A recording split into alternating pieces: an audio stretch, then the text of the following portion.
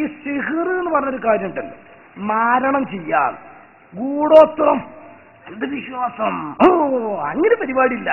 ഹൈറും ഷർറും അള്ളാന്റെ അടുക്കൽ നിന്നാണ്. അതുകൊണ്ട് എത്ര ചൈത്താമാര് വന്നാലും ഒരു ചുക്കും ചെയ്യാൻ കഴിയൂല. അള്ളാന്റെ റസൂലടക്കം സിഹിർ കൊണ്ട് കുടുങ്ങിയിട്ട് നമുക്ക് ഈ തെളിവുകൾ കിട്ടിയതാണ്. പക്ഷെ മുജാഹിദ് പ്രസ്ഥാനം വന്നിട്ട് വന്നത് അന്ധവിശ്വാസമാണ്, അനാചാരമാണ്, അങ്ങനെ ഒരു ഏർപ്പാടില്ല എന്നല്ല പ്രസംഗിച്ച് വെല്ലുവിളിക്കുകയും കൂടി ചെയ്തു മൗലവി. അങ്ങനെ സിഹിർ ഫലിക്കുമെങ്കിൽ എനിക്കൊക്കെ ചെയ്യട്ടെ, ഞാൻ അതിനെതിരെ പ്രസംഗിക്കാൻ പോകുന്ന ആളാണ്. എന്നിട്ട് പാറാൽ എന്നൊരു സ്ഥലമുണ്ട്, ആ സ്ഥലത്താണ് പ്രസംഗിക്കുന്നത്. അവിടെ എത്തുന്നതിന് പകരം മറ്റെവിടെയെങ്കിലും പോയിട്ട് ഇറങ്ങട്ടെ, ഞാൻ ധൈര്യം ഉണ്ടെങ്കിൽ സിഹിർ ചെയ്യാം. അപ്പൊ സിഹിർ ഫലിക്കൂല, തുറന്ന് ഓപ്പണായി പറയാണ്. അതൊന്ന് കേട്ടോളൂ നിങ്ങൾ. സക്കരിയ സ്വലാഹി തന്നെയാണ് പ്രഭാഷകൻ. ഇയാൾ ധൈര്യത്തോടുകൂടെ അയാൾ പിന്നെ പറയണത് നോണയാണെങ്കിൽ ഉറപ്പിച്ചാൽ പറയല. 1.5 കിൻഡൽ കാനത്തിലാ പറയാ, ആ പറച്ചിൽ കേട്ടോളൂ. ഇതേ കിൻഡൽ കാനത്തിൽ തിരിച്ചും പറയും, ഇത് കുഴപ്പമുണ്ടാവില്ല. അത് ഞാൻ തരാം ഇൻഷാ അല്ലാഹ്. മാരണം ചെയ്തു എന്ന വിശ്വാസം ഒരാളെ കുറിച്ച് നമുക്കുണ്ടായാൽ അത് നമ്മൾ തിരുത്തണം. അങ്ങനെ ഒരാളെ കുറിച്ച് നമ്മൾ വിശ്വസിക്കാൻ പാടില്ല. തൗഹീദ് അനുസരിച്ച് ഇപ്പൊ ചില ആളുകൾക്ക് സംശയം, അത് ഫലിക്കോ ഫലിക്കൂലേ, ഫലിക്കോ ഫലിക്കൂലെന്ന് ചർച്ചകൾ എന്തിനാ? നമ്മളെ സംബന്ധിച്ചിടത്തോളം ഫലിക്കൂല എന്നല്ല നമ്മളെ വിശ്വാസം. അതനുസരിച്ച് നമ്മൾ നിന്നാ മതി. എത്ര ചെഴുത്താന്മാർ ഒന്നിച്ച് സീർ ചെയ്താലും ഇപ്പൊ നമുക്ക് വെല്ലുവിളിക്കുന്നു.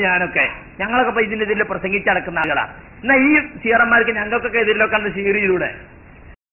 അപ്പൊ ഞാൻ വീട്ടിൽ നിന്ന് പുറപ്പെട്ട് പാറാലിക്ക് എത്തുന്നതിന് പകരം വേറെ എവിടെയെങ്കിലും പോയി ഇറങ്ങൂലേ? ചമ്പരി പറയുന്നത് അങ്ങനെയാണ്.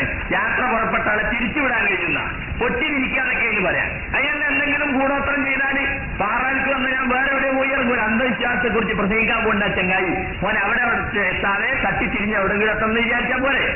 മാത്രമല്ല ഇസ്രായേലിനെതിരെ വലിയ സിഹ്റം ചെയ്താൽ പോലെ. അറബ് രാഷ്ട്രങ്ങളൊക്കെപ്പാടെ കൂടി കോടിക്കണക്കിന് ഉറുപ്പ്യ ചെലവാക്കിയിട്ട് കഷ്ടപ്പെട്ടുകൊണ്ടിരിക്കുക ഇസ്രായേലിനെ കൊണ്ട്. നമ്മൾ ഇസ്രായേലിനെതിരെ സിഹ്റം ചെയ്താൽ പോലെ. അപ്പൊ സുഹൃത്തുക്കളെ, മറഞ്ഞ മാർഗത്തിലൂടെ ഖൈറും ഷർറും വരുത്താൻ അള്ളാഹുവിന്റെ മാത്രമേ സാധിക്കൂ എന്ന് വിശ്വസിക്കുന്ന ഒരാൾ സിഹിർ ഫലിക്കോ ഫലിക്കോ എന്നതിന്റെ ചർച്ചയുടെ കാര്യം. മറഞ്ഞ കാര്യത്തിലൂടെ ഖൈറും ഷർറും വരുത്താൻ അള്ളാഹുക്ക് മാത്രമേ കഴിയുള്ളൂ.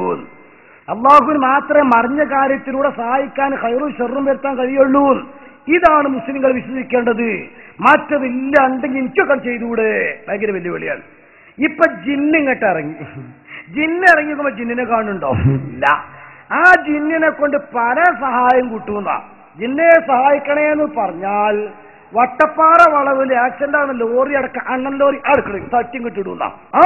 പെട്ടെന്ന് അങ്ങോട്ട് പോണ വണ്ടി കാണും, അത്ഭുതകരമായിട്ട് അത് രക്ഷപ്പെട്ടു. എത്രത്തോളം ഓടിക്കൊണ്ടിരിക്കുന്ന വാഹനത്തിന് മുമ്പിലേക്ക് റോഡ് സൈഡിലൂടെ നടന്നു പോകുമ്പോൾ ആരോ പിടിച്ച് പുറകുന്ന് അങ്ങോട്ട് തള്ളിയപ്പോ ഉറപ്പല്ലേ പിഞ്ചക്കരം കയറും എന്നുള്ളത്. പക്ഷെ എടുത്തു വെച്ചതുപോലെ കിടന്നു. ആരുമല്ല, ജിന്ന. അദൃശ്യമായ ശക്തികളാണ്. അത് ഇൻഷാള്ള വേറിട്ട് ജിന്നുകളുടേത് മാത്രം വേറിടേണ്ടതുണ്ട്. അത് പറയുമ്പോഴേക്കും നമ്മളെ വിഷയം ഇതവിടെ കിടക്കും. സമയ സന്ദർഭം പോലെ ഇല്ലെങ്കിൽ ഇൻഷാള്ള ഇത് ആദ്യത്തെ റൗണ്ടാണല്ലോ, പിന്നെ നമുക്ക് ഇൻഷാള്ള കാര്യമായിട്ട് നമുക്ക് ഇടാം. അപ്പോ ഏതായിരുന്നാലും മറിഞ്ഞ കാര്യത്തിലൂടെ ഖൈറും ഷർറും അള്ളാഹ്ക്ക് മാത്രമേ ചെയ്യാൻ കഴിയും. മറിച്ച് വിശ്വസിച്ചാൽ തെറ്റാണ്, അത് ശിർക്കാണ്, അത് ഇസ്ലാമിന്റെ വിശ്വാസമല്ല. ഇതാണ് മൗലവി പറഞ്ഞത്. വെല്ലുവിളിയും ഉണ്ടെങ്കിൽ എനിക്കൊക്കെ ചെയ്തൂടെ? ഇത് കേട്ടിട്ടാണ് ഇക്കഴിഞ്ഞ 70 കൊല്ലം മുജാഹിദീങ്ങള് നമ്മളെ ഖുറാഫികളാക്കി, അന്ധവിശ്വാസികളാക്കി, അനാചാരത്തിന്റെ ആളുകളാക്കി, വളരെ മോശക്കാരാക്കി. എന്നാൽ ജിന്ന് വരാൻ തുടങ്ങിയപ്പോ മുജാഹിദ് നേരെ തിരിച്ചു മാറും. ഇപ്പൊ ഇയാൾ പറയണ കാര്യങ്ങള് സിഹിറിന് ഫലം ഉണ്ടോന്നാ? ഫലിക്കും. ഒറ്റ വാക്ക് നേരെ തിരിച്ച് സിഹിർ ഫലിക്കും. സിഹിർ ഫലിക്കൂലെങ്കിൽ അതിനെന്തിനാണ് 7 പാപങ്ങൾ ഒന്നായിട്ട് എണ്ണിയത്? അല്ലെങ്കിൽ എണ്ണേണ്ട ആവശ്യമുണ്ടോ? അതിലൊന്നേതാണ് കൊലപാതകം, ഒന്നേതാണ് സിഹിർ. സിഹിർ ഫലിക്കുക പിന്നെ പറയേണ്ട ആവശ്യമുണ്ടോ? പിന്നെ ചില ആൾക്കാർ പറയും എന്നെ കുത്തിക്കൂടെ, ഞാൻ ഉള്ളിക്കൂടെ. യുക്തിവാദികളെ വെല്ലുവിളിയാണ് ഇയാളെന്നെ പറയാം. സിഹിറിന് യാഥാർത്ഥ്യമുണ്ട്. അതുകൊണ്ടാണല്ലോ വൻ പാപങ്ങളിൽ ഒന്നായിട്ട് അതിനെണ്ണിയത് അല്ലേ? ഒന്നാമത്തെ വൻപാപം ശരിക്ക്, രണ്ടാമത്തേതാ സിഹിർ. ഇല്ലാത്ത ഒരു കാര്യത്തെ നിരോധിക്കേണ്ട കാര്യമില്ലല്ലോ. അത് യാഥാർത്ഥ്യമുണ്ട്, ആളുകൾ അത് ഉപയോഗിക്കുന്നുമുണ്ട്. അതുകൊണ്ടാണ് അത് ചെയ്യാൻ പാടില്ല എന്ന് പറഞ്ഞത്. പിന്നെ ചില ആളുകൾ പറയും എനിക്ക് ചെയ്യട്ടെ, ഞങ്ങൾക്ക് ചെയ്യട്ടെ, എനിക്കില്ല നമുക്ക് ചെയ്യട്ടെ എന്ന് പറഞ്ഞു കഴിഞ്ഞാൽ അർത്ഥം എന്താ? ചെയ്തോ കാഫിറാവൂലേ? ഒരാൾ കാഫിറായിട്ട് നമ്മളെ വിശ്വസിപ്പിക്കാൻ നിൽക്കുവോ? ഞാൻ സിഹിറിൽ വിശ്വസിക്കില്ല, എന്നെ വിശ്വസിപ്പിക്കാൻ വേണ്ടി നിങ്ങൾ കാഫിറാവോ? ചെയ്തോ കാഫിറാവും, വലിയ കുറ്റാണത്. സാഹിറിനെ കൊല്ലണമെന്നാണ് പറഞ്ഞിട്ടുള്ളത്. ഈ സുന്നമി ചോദിക്കണ്ടേ, ഞാൻ കുത്തട്ടെ, ഇങ്ങനെ നുള്ളട്ടെ, എന്റെ പേരൊന്ന് നീക്കട്ടെ, യുക്തിവാദികൾ വെല്ലുവിളിക്കലുണ്ടല്ലോ, നിങ്ങൾക്ക് അങ്ങനെ ഒരു പടച്ചുണ്ടെങ്കിൽ ഈ പേനെന്ന് അങ്ങോട്ട് നീക്കട്ടെ, നിങ്ങൾക്ക് അങ്ങനെ ഒരു പടച്ചുണ്ടെങ്കിൽ ഈ മൈക്കെന്ന് അങ്ങോട്ട് നീക്കട്ടെ. അതിന്റെ അർത്ഥം പടച്ചമല്ല തന്നെ. ഈ ജാതി പൊട്ട വെല്ലുവിളിയാ നടത്തുന്നത്.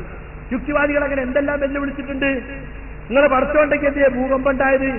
നിങ്ങളെ റഹ്മത്തുൽ ആലമീന ലോകത്തിന് മുഴുവൻ കാരുണ്യമായ പടച്ചുണ്ടായിട്ടുണ്ട്, മിനയിൽ തീപിടുത്തുണ്ടായത് എന്നൊക്കെ ചോദിക്കുന്ന വല്ല വെല്ലുവിളിയാണ്.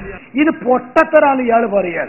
ഈ പൊട്ടത്തരല്ലേ കുറച്ചുമ്പ് ഇയാളിനെ പറഞ്ഞു എന്ത് അങ്ങനെ ഔലിയാക്കന്മാർക്ക് വല്ല കഴിവുണ്ടെങ്കിൽ, അങ്ങനെ വല്ല സിഹറിനും പരണ്ടെങ്കിൽ ഈ അറബ് ലോകത്തെ ആളുകൾ എല്ലാവരും കൂടിയിട്ട് ഇസ്രായേലിനെതിരെ ഒരു സിഹ്റാൻ ചെയ്താൽ പോരെ? ഇങ്ങനെ കോടിക്കണക്കിന് യുദ്ധം ചെയ്യേണ്ട ആവശ്യമുണ്ടോ? ആ ചോദ്യമാണ് ഇപ്പൊ ഇയാൾ പൊട്ട ചോദ്യം എന്ന് പറഞ്ഞത്. അപ്പൊ പൊട്ട ചോദ്യം ചോദിച്ച ആള് ആരാണ്? ഇയാളെന്നെ. യുഗങ്ങള് ഈ കേസിട്ട് പിടിക്കുന്നത് ശരിക്കും ശ്രദ്ധിച്ചോളി. ഇതിപ്പോ ഈ ഒരു മൗലവിക്കാണ് ഇപ്പൊ ഈ നിർമാറ്റം.